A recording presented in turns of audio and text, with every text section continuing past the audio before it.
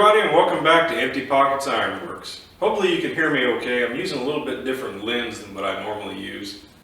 I wasn't planning on making another video, especially not this soon, but with the hashtag withme through YouTube and wanting more creator content from creators, I figured why not. And this was actually the wife's idea. I started a project yesterday. It's something that I've contemplated doing for probably about a year and a half now.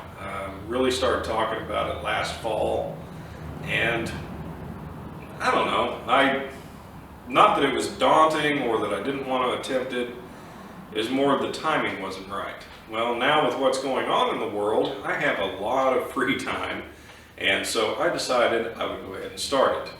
Now, keep in mind, there's a lot of things that I do with Empty Pockets Ironworks, such as the skull helmet and helm, staffs, all kinds of other things that we do that I haven't made videos on yet. And I may show a few slides of those, so hopefully they'll show up in this video. If not, forgive me, they'll come up again later on. And I'm just kind of winging it this morning. I haven't had anything planned out. In fact, I need to get back on it and get started because we have some things planned for today. But without further ado, what I'm doing is I'm going to build a full 1/8 to a little less than 1/4 scale T-Rex.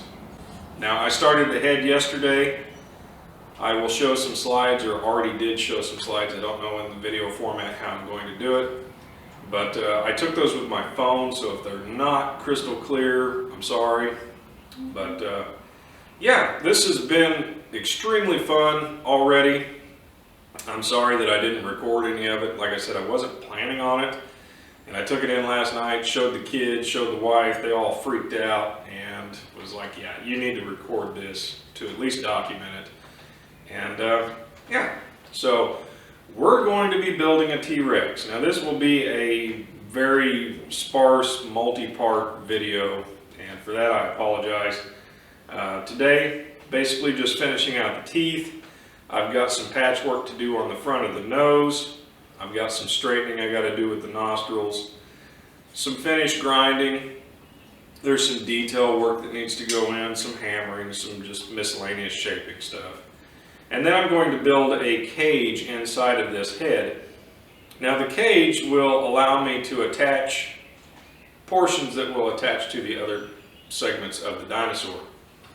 Once I initially, or finally I should say, decide on the stance, then it will bolt together. The head will bolt to the neck will bolt to the body will bolt to the tail. That way this thing, because it'll probably be 7 feet long and in the ballpark of at least 200 to 300 pounds, can be taken apart and taken to shows and then quickly put back together. So yeah, hopefully you enjoy it. I think it looks pretty cool. The kids were extremely excited about it. Each tooth is of course hand forged out of either 1/2 inch or 3/8 inch round stock, and that's what I'm going to get doing right now. Doesn't look like much, but that is a lot of hammering. Again, 14 gauge material, and don't judge a book by its cover. Got a long ways to go, but pretty happy with it so far. So yeah, let's get started.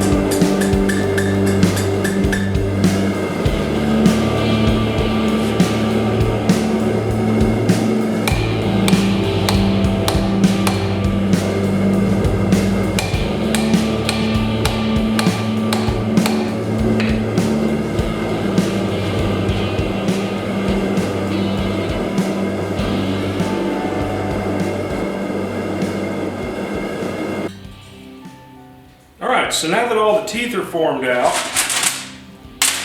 I can start adding those in. But before we get to that point, there's a few things that I need to address on this skull. For one, I'll be going through, and then the detail work, I'll be heating up all the edges, rounding them in to make them look more organic or like bone. There'll be a lot of detail work that I do. Secondly, there is some patchwork that I need to do on this skull. Mainly here in the front, he's got a little bit of a split lip going on that I need to take care of. And that's just from the forging of the two halves. Now, as I did this, I didn't have an exact template. I drew it up, printed out some things, referenced some photos on Google. And then what I did was I took my drawing, or my template, and then exaggerated it on the steel. So they're not exactly the same. But it was close enough and it worked.